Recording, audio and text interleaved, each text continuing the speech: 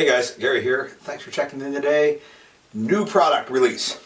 So you probably saw the video somewhere about how to manage your sling carrying it in a car. And I recommended masking tape. Still recommend masking tape. I think it's a great tool.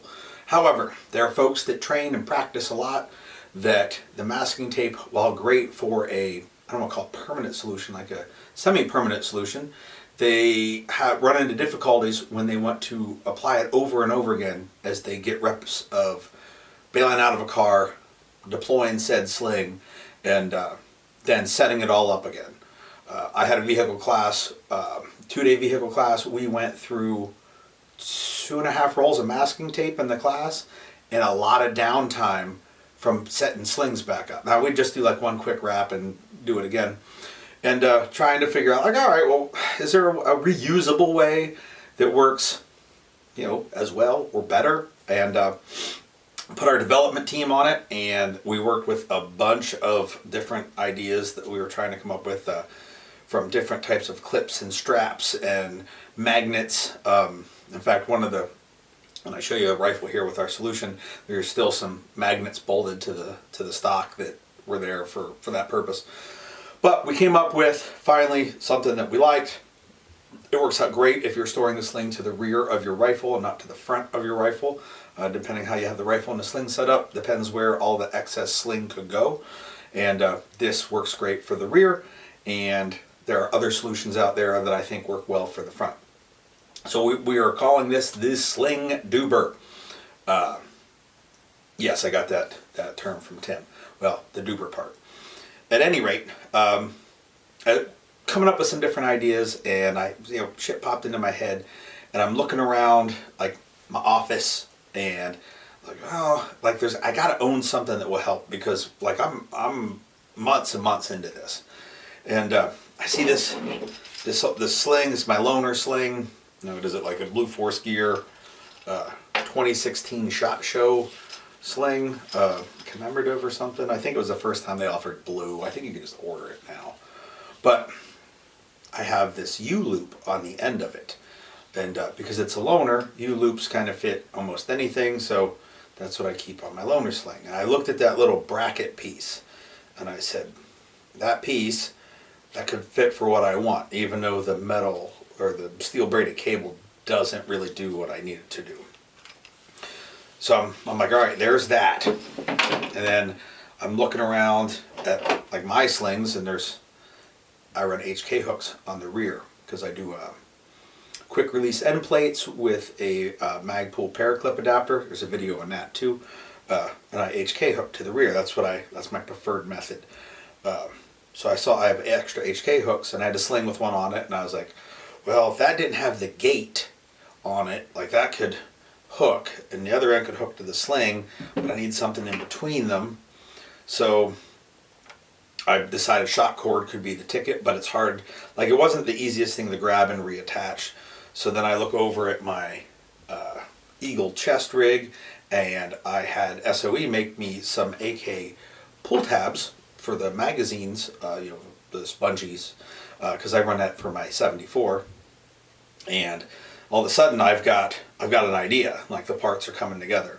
So I cut the little cable off of the Blue Force Gear U-loop, and I cut the bungee off of the pull tabs on my chest rig, and I cut the gate off of a HK hook, and now I have a pile of parts.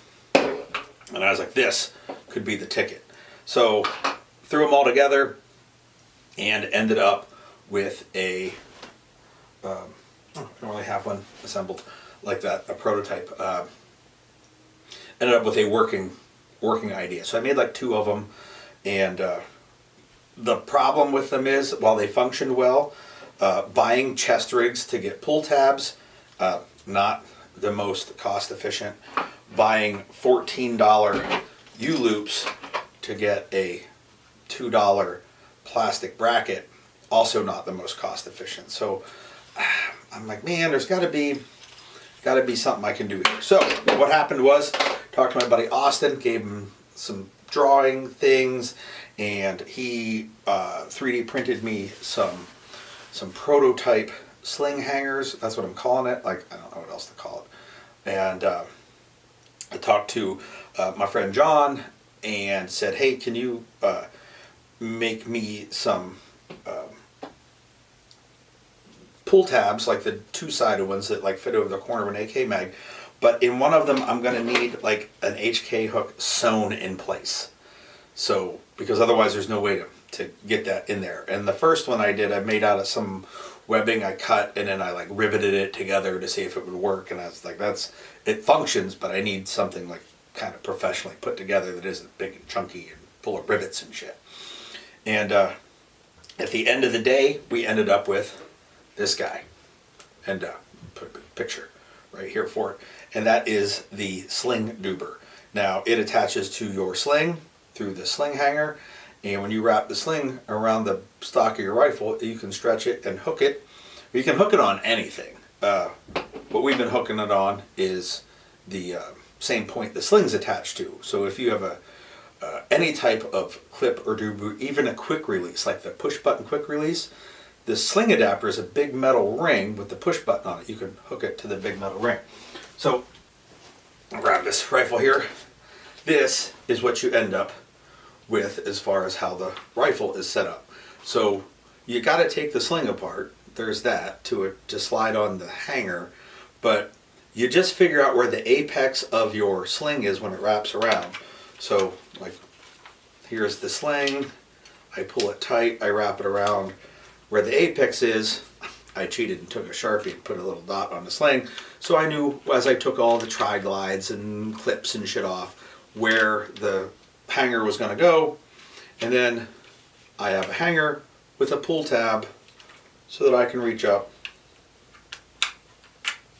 and hook it where my sling hooks in.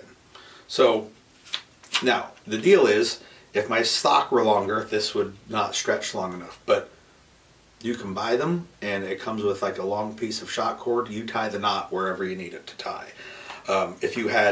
If you were running your sling connection points on your stock, you might have to put the hanger somewhere in a different location on it, and again, tie the shot cord to whatever length that you need.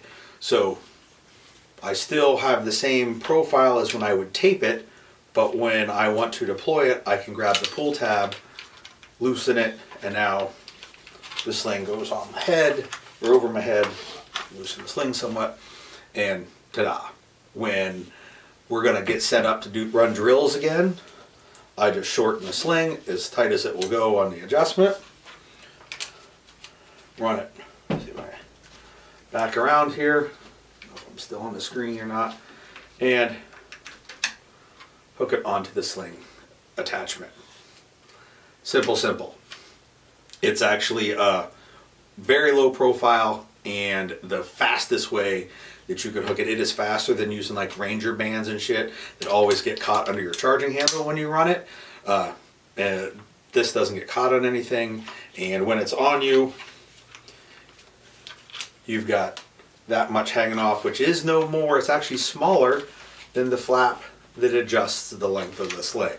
So that's what we ended up with, and it works out fucking great. Available tremisdynamics.com.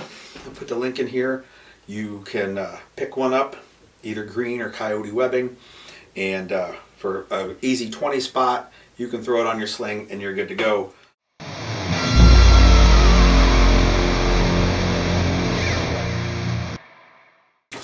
Ooh, you boys want the bad news? First run of them, like I always do, I put it on Patreon. Patrons get everything before the general public does, and the patrons bought the entire first run out in about 9 minutes. So second run on its way, and then you can get yours too.